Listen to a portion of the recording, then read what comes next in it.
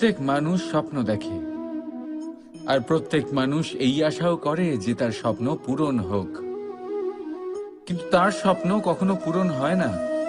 যারা প্রথমেই এই কথা ভেবে নেন যে তাদের স্বপ্ন পূরণ হয়ে গেছে, তাদের স্বপ্ন যথার্থ হয় যারা প্রয়াস করতে থাকে, নিরন্তর প্রয়াস।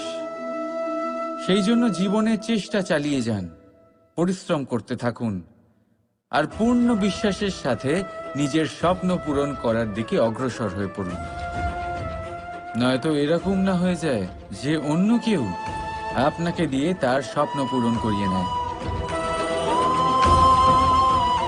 রাধা রাধা।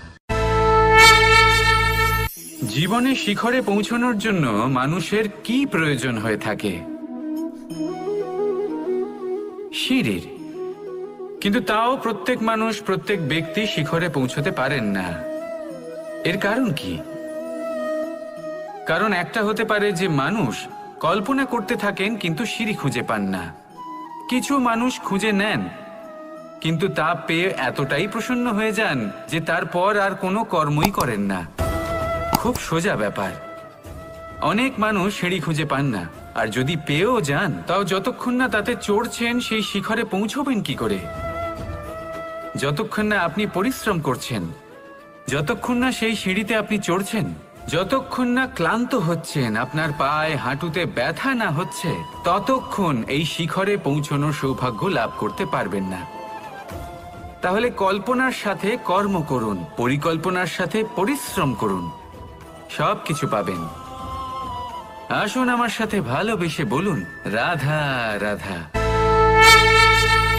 বৃষ্টির ফোঁটা কত ছোট, কিন্তু সাগর কত বড়। হিমখণ্ড কত ছোট, হিমালয় কত বড়। কত পার্থক্য আছে দেখুন। দশরথ পুত্র রাম আর শ্রীরাম। দেখুন, একটা ফোঁটা একসাথে মিলিত হয়ে তখন এই বিশাল সাগর তৈরি হয়। সকল হিমখণ্ড যখন একসাথে মিলিত হয় তখন এই বিশাল মহান হিমালয় গঠিত হয়। সেইভাবেই একটা ছোট্ট বনবাস দিয়ে শুরু হয়েছিল একটা যাত্রা, রাম থেকে শ্রীরাম হবার পথে, মর্যাদা পুরুষোত্তম হবার জন্য। কিন্তু এর থেকে আপনি কি শিখলেন? বিন্দু আসলে মহান নয়, মহান হলো সাগর। হিমখণ্ড মহান নয়, মহান হলো হিমালয়। অর্থাৎ কোনো মহান কাজ করার জন্য বা মহান হবার জন্য আপনাকে আরম্ভ করতে হবে ছোট থেকে। একটা অত্যন্ত সরল কিন্তু একটা গুরুত্বপূর্ণ কথা আমি আপনাকে বলতে চাই। দেখুন, আরম্ভ করার জন্য প্রথমেই আপনার মহান হবার কোনো প্রয়োজন নেই। কিন্তু হ্যাঁ, মহান হবার জন্য প্রথমে আরম্ভ করা অত্যন্ত প্রয়োজনীয়। আপনি যদি শুরুই না করেন তাহলে কখনো মহান হতেই পারবেন না। প্রকৃত নিষ্ঠা দ্বারা আরম্ভ করুন।